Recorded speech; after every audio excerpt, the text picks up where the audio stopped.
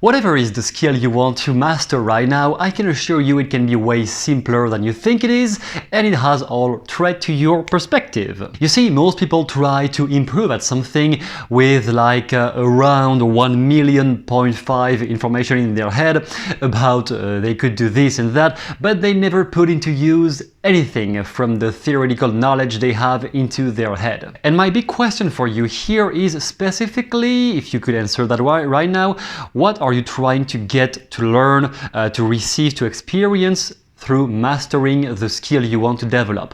Whether it is communication skills, dating skills, hypnotic skills, sales skills, business skills, whatever it is, what is the main thing you want to learn, develop, experience by mastering this? And where are you in comparison? Compared to that final result you want to get to, where are you honestly right now? Maybe you just start from scratch, which is completely okay. In that case, you just write down, okay, what I understand of this field is X, Y, Z. If you are already kind of an intermediate, you can say, okay, I understand how this works and how that works, and I have been able to do this and that. However, I'm not really competent in doing this. Fine, no problem, just evaluate, basic, concrete self-evaluation of what you can see, notice, hear from where you are right now. And based on that, what we want to know is not how many more books should I read, how many more techniques should I learn, because if you are intermediate, you definitely know more than you think. If you have never been touching the field yet, then definitely you need a few books or a few videos to learn about some concepts. But if you are intermediate, you basically have read many books already, or articles, or heard people talking about this. So in that case, bigger scenario, you don't need more, you actually need to remove. In that context, it is how much can I remove from what I know, or how much can I delete from the things I attempt to do when I go in and practice. You can still read books, learn things in theory. It is only about during the action time, with the actions you take, how much can you remove from your head while you are in that moment where you practice the skill. If you play the tennis, how much can you remove from your head so that you only focus on what's relevant based on the level you are at in comparison to the level you want to get to. It's usually only one thing, maybe two, that you need to focus on. Nothing more, and really take it as simple as possible, because when we try to do too many things at the same time, it causes paralysis, eventually paralysis by analysis. But even while in the moment, people will just get stuck into their head, like playing the tennis. At some point they will just not be present in the moment anymore and stuck into their head because they try to think about way too many things. So the whole strategy to divide a very advanced skill into microscopic, simple chunks, actionable chunks you can act upon right now, it is about how much can I remove from my head, what is not absolutely essential considering the level I am at. Many things you think about will probably be relevant later, not right now. So what is the essential thing I really cannot advance without? So there is one main action, or one main smaller skill, or one thought process I really need to get through right now, without which I basically cannot do anything, and that is that one thing you focus on. The rest will come later.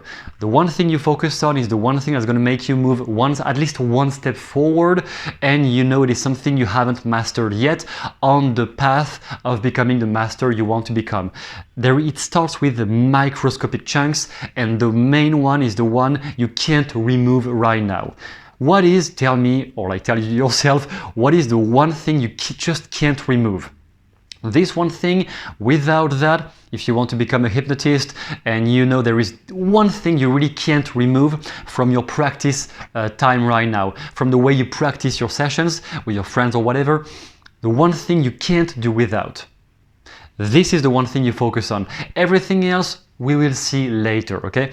For now, you focus on that one thing, and as soon as this one is pretty much, you feel comfortable into this one, okay, now we go into maybe the more advanced things you thought about, but that you maybe you were not ready yet to get into this at the moment you thought about it in the first place. And the other big thing that is, curiously, I think never really outlined that well into books on self-taught learning, how to learn things by yourself, it is how do you define useful feedback mechanisms.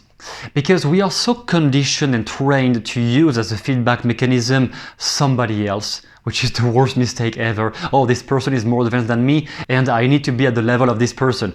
That is the worst possible way of comparison like that is the worst possible way of noticing if you are moving forward, if you are improving or not, because somebody else basically had their own learning curves and they may be there on the learning curve, you may be there. So what they do at this level is completely irrelevant with what you need and can do at your level.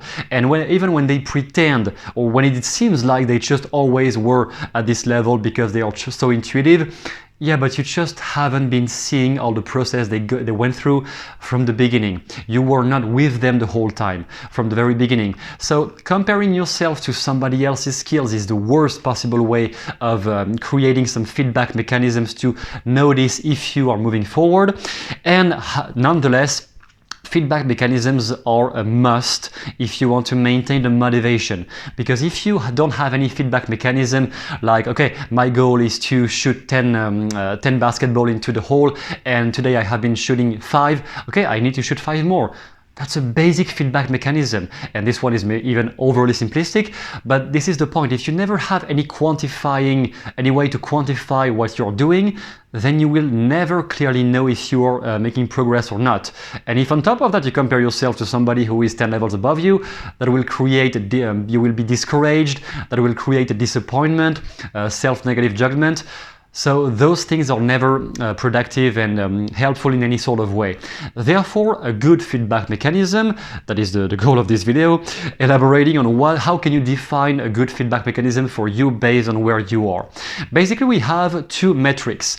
We have the time frame, so short-term versus long-term, and we have the type of result you are aiming for. It can be something external from the world around you, or it can be something internal, either an action you take yourself without really caring of the results you get, or a feeling, internal feeling, which is the goal in more cases than people would like to admit, simply because whenever people say, I want to get rich, I want this, I want that, the end goal behind that is I want to change my feelings, I want to feel differently about myself and my own life.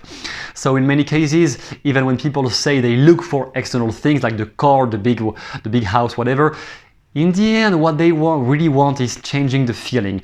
But that is another discussion. Basically, if you set your goal too much on the long-term perspective, it is going to be depressing and disappointing, and you're going to lose motivation because it is just not sustainable to never be satisfied about anything in the present over a lifetime and to always only obsess over the longer-term results. It is depressing. So people who only focus on that never really cross the finish line because they get too discouraged or unmotivated down the road. And another big advice I would have before classifying that is be really careful about adding too much of the human element or the random element into your feedback. If the element is, okay, I'm going to approach 10 groups of people in a nightclub and I want to go back with a girl who will become my wife, that is highly, heavily dependent on the context. Is it impossible? Well, technically no, but it's so unlikely and so many aleatory factors can play against you in that situation that this type of feedback of yes, no, did I succeed, yes, no, is going to destroy your self-esteem, your motivation, everything, because you will have been putting your self-esteem, your sense of self on something that is dependent on way too random factors. Specifically when there is a human element, oh, I have to get an approval from this person, whether it is in sales, in dating, or whatever you want, it is putting your ego, your sense of self on the validation of something that you can't control. worst possible way of motivating yourself. It will just end up getting you ending up depressed again. So on the type of feedback you can set for yourself, let's start by the right side. If you set something that is external results, so you want something from you want to trigger a response from another human being, or you want to achieve a result that will be seen from the outside, eventually you want to buy the big car, whatever, why not?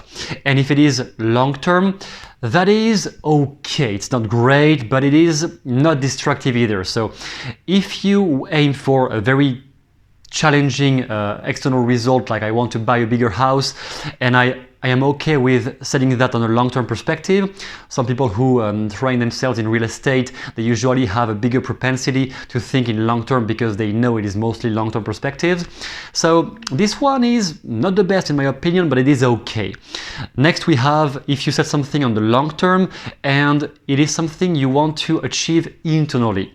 You know, the purpose of that goal of achieving this is to be proud of yourself, of having a better sense of self, to grow in your self-confidence in the end, and you are willing to see that on a long-term perspective. Same thing, it is pretty okay. Maybe it's not going to be that motivating because it may lack some substance unless you are really just in the process of keep developing your skills because you just love that. A guy like Eminem definitely did not need more money by the age of 35 years old. He probably did not need any more money or any more achievements, but he kept developing his skills because he loved it. So it's more like an internal result aimed at the long term because you don't care anymore anyway, you just love doing it. In that case, it will even be more than average, it would be even great. But those things may need some way deeper connection to yourself to find that one activity that puts you in flow state whenever you do that. If you have something like that, that's great. Keep doubling down on this. Many people have trouble with this. They may uncover that later down the road in their life. So it's not really the one I would set as a priority. Next, we have what most people do in our culture, in our hyper obsessive success culture. It is to aim for something purely external. So I want either the money, the fame, the girls, the whatever, this big house, the whatever they want to achieve that is completely external, or validation through followers, whatever, and I want it right now, short term. That is the worst possible way of setting a feedback mechanism. So when you will compare your results to the feedback you were expecting, this one is just destructive for your self-esteem, your ability to maintain motivation despite setbacks. This one is destructive, and that is how most people live their lives. I mean, most people who are in personal development, that is actually how they live their life, and that is why they end up so miserable, because they keep trying to force their environment to obey their imagination in the short term. It is okay if you see that on the long term, but on the short term it is just destructive. Which leaves us therefore with the one I really recommend. How could you find something that is going to provide results in the short term? Because without short-term expectations, it is pretty tough to trigger motivation in yourself. If you don't expect to get anything in the short term, it is pretty difficult to trigger that motivation and keep that sense of motivation all day long, or like as the weeks go by. However, it will be more linked, let's say at least 80% linked with internal gratification. So something you want to trigger as a feeling in yourself. I want to do this because I will feel so and so, or I just set a certain quantity of actions. So if it is into like music, it's not about will I end up publishing an album and sign with a big label company. That's external, that's too much of the human element. Other people are involved into that situation. Very counterproductive in my opinion. However, if it is, okay, my goal is gonna be to spend 1 hour per day, or like 1 hour per, like 3 hours per week at the very least, to practice my music skills. And the comparison between did I succeed or did I not succeed will only be set on did I actually spend those 3 fucking hours on my music skills? Yes, no. If not, that may be frustrating, but I can act upon this easily. If the outcome, if the feedback was only I was supposed to publish an album before the end of the year, did not happen, fuck, I don't know what to do anymore, I'm gonna stop this. That's way too much putting your validation on something external. But centering the feedback on something that is within your control and aiming at developing the positive feelings you get from accomplishing the steps you are accomplishing at this specific moment, this is something that will keep getting more enjoyable as you practice it, in opposition to something where you only obsess on long-term future external results, which will just be destructive for your motivation, and you may just want to quit because it doesn't really matter and it's not really meaningful anymore at some point. But when you develop a sense of gratification and a sense of enjoyment for little things you can do day by day, and you may still challenge yourself if you are in a phase where you really need to get moving with your life, you may still get a bit of those external results. So it might be like 80% I'm aiming on actions, I'm going to do this and this and that, and 20%, okay, 20% where I really hope to achieve this result. So I hope to get on stage with my music skills and get people to applaud. That's okay, that's 20%, but it's not the main goal. The main goal is, okay, I want to spend 3 hours per week practicing my skills. That is 80% of the goal. 20% is, will people applaud or not when I get on stage? But if the goal is only, I want approval, that's just self-esteem destroyed. Because if you don't get it, you feel like you have done all of that for nothing. Same thing with money. People who focus only on money and not on gratifying work, something that can be gratifying for themselves with or without money, then if they end up getting the money, they will just feel empty because it is, okay, you have it and now what? And if they don't get the money, they will just be so frustrated and think like everybody is against them. Like really traumatic. So better focus on things that are within your control, that you can act upon more easily, and small things you can double down on day by day, because it will be way easier to see progress with that. And the more progress you see, the more motivation you get and the more confidence you get to achieve bigger results. It is way easier like this. And as a final simple reframe, I would say if an expert right now, somebody who in your field of expertise is really an advanced, high level person, if that person right now could be around you, and if that expert was advising you about a simple feedback mechanism, something like this, something simple that person would tell you to focus on day by day or week by week to make sure you make progress, what would that person advise you to focus on the most at the moment, based on your skills, based on your current level of expertise, based on where you are, not based on where he is or where you want to be in 20 years, based on where you are, what would that expert tell you to focus on? Which metric would he or she tell you to measure whenever you are practicing your skills, so that you get challenged just enough to improve your skills, but not to the point of just being unmotivated and feeling like you will never achieve that. Challenging yourself just enough to break out of the comfort zone, but not to the point where you just get discouraged. What is that perfect threshold that expert would tell you to measure and to aim for right now? And then how can you put that into place within the next week, let's say? Within the next week, how could you set a time schedule, a specific day of the week, a specific way to practice your skills, specific people you could ask for advice or ask the help of? What are specific things you could put in place so that within the next week you can measure for the first time that specific feedback? You can have a first feedback about that thing, that metric you had to measure to see progress happening in your life based on the main project you want to develop.